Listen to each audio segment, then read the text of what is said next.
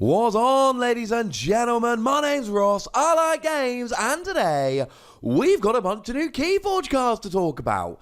And they come from the Grand Star Alliance. There are a whole bunch of new Keyforge cards we need to be talking about. Over the next few days, we are going to be doing a bunch of videos all about the new cards. So do make sure you're watching them all, subscribed, and all that good stuff. So let's have a look, starting off at Navigator Ali. Yeah, 3 power, 0 armor creature, and when you play, or fight, or reap, you get to look at the top 3 cards of your deck and put them back in any order. Now, we do not see very much of this kind of stuff in Keyforge. The whole reordering your deck, searching your deck, we don't see. This actually reminds me very much of the Wave 2 card Igor, the one from Age of Ascension. Now, Igor, when you play it, you get to look at the top 3 cards of your deck, put one into your hand and discard the other 2. This doesn't do that. This doesn't get you a card now. What this does is it helps you out later. So, in a game of Keyforge, at the end of your turn, you draw until you've got 6 cards in your hand. So here, essentially, if you're going to be drawing 2 cards, because you're going to end your turn with 4 cards, you get the best 2 of the 3. Now, there are going to be plenty of times, where you essentially end your turn and just draw 3 cards. And all you've done with this card is just figure out which ones you're going to actually do.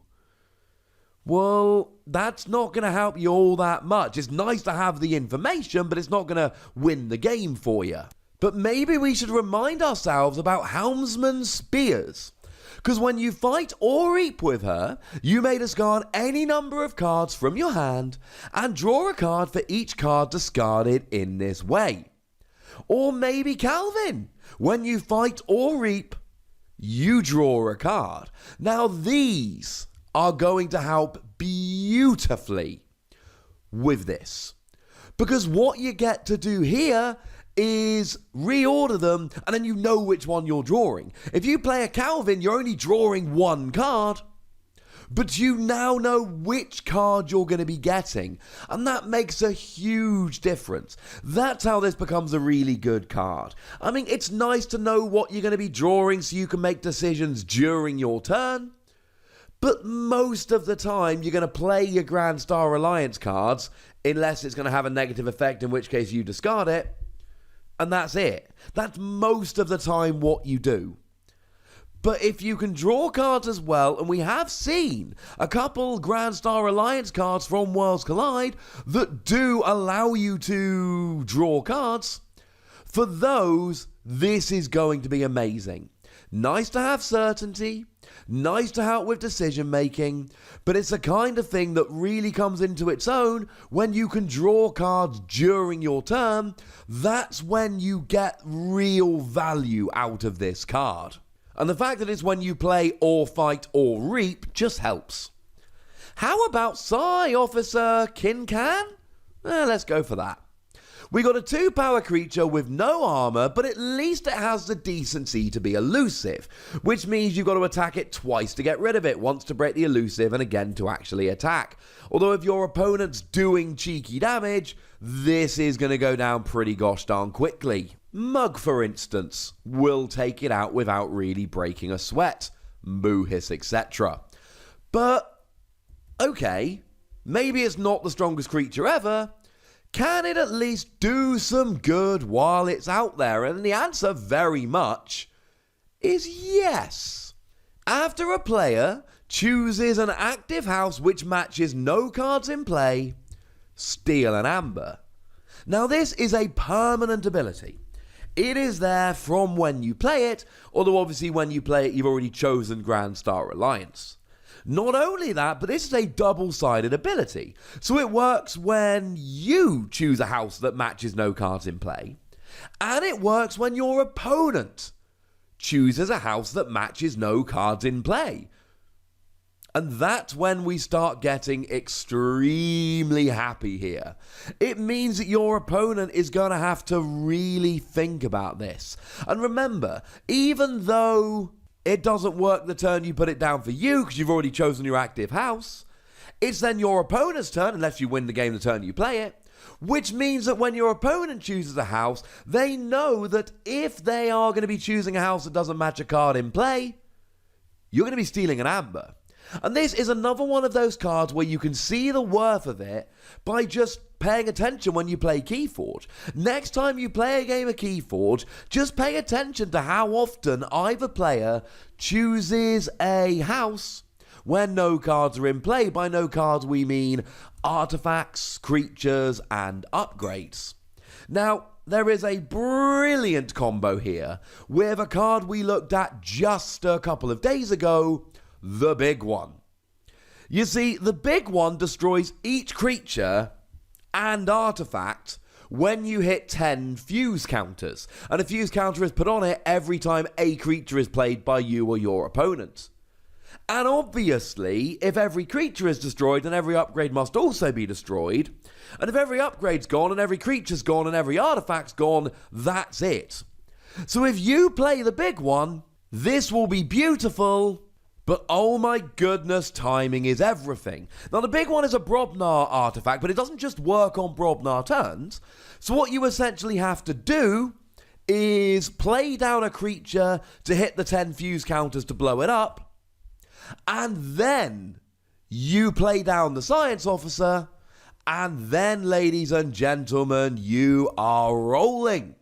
You guarantee to steal an amber when it goes to your opponent's turn, and then you guarantee an amber stolen when it comes back to yours, unless your opponent takes out Sci Officer Qincan, bearing in mind they won't be able to take it out using any creatures, because they won't have any creatures. My point is, if you are able to get some kind of board wiping going, and the Big One is just the most extreme example of it, this becomes better and better and better. More likely, this sits there and either your opponent is forced to use resources to take it out, or you steal a few amber. Either way, it's going quite well for you. And finally, Information Officer Grey. A 4-power, 0-armor creature, and when you play, fight, or reap, you may reveal a non-Star Alliance card from your hand and archive it. This is brilliant. And once again, just like we saw with Navigator Ali here, this is play or fight or reap. So you're going to be doing this turn after turn after turn. You don't have elusive, but 4 power is fine. It's stronger than a bunch of creatures we've seen. And the fact of the matter is, this is continuous archiving. And sure, if you're playing a logos deck, then the odd archiving might not impress you very much. And that's okay, ladies and gentlemen. But the fact of the matter is that this is not a house, at least by the looks of it, and we don't know, we'll have to wait and see. But I don't believe we've actually seen any archiving so far from the Grand Star Alliance. So why not, frankly? Play this and get an archive going. Now, archiving, you can choose to take it all or none at the beginning of your turn. So just build up an archive of one of your other 2 houses, and then there's going to be one turn later in the game where instead of playing with 6 logos cards, you're playing with 10, 11, 12 logos cards. No more than 12. And to be honest, getting 6 in your archive and 6 in your hand to play all 12 in one turn would be very impressive, but it would also be, let's euphemistically say, somewhat unlikely. I like this card. I like archiving. I really like archiving in a deck that's not known for archiving, because it gives you that little bit of an advantage. Obviously, if you're in a deck that revolves around archiving, you're not getting a little bit of an advantage. It is your main strategy.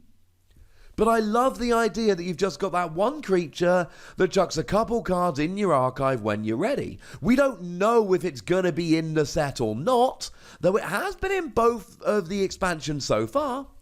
But how about Too Much to Protect? You play Too Much to Protect, and then you steal all but 6 of your opponent's amber. That's pretty good, ladies and gentlemen. That's pretty gosh darn good. And here you can guarantee you've got it at the right time by whacking it in your archives waiting till you get a Logo's turn.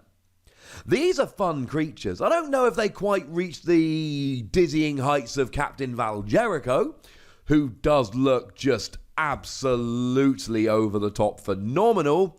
5 power creature, and you get to play a card that isn't of your active house once per turn. I mean, yowza. But I still like these cards very much indeed. But I would be very interested to know how much you like these cards. So let me know in the comments section. Go nuts.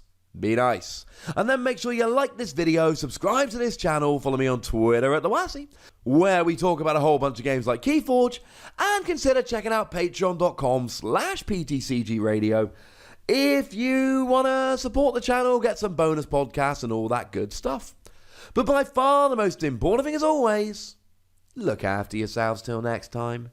Thank you very much for watching. My name is Ross, and you've been watching Wossy Plays.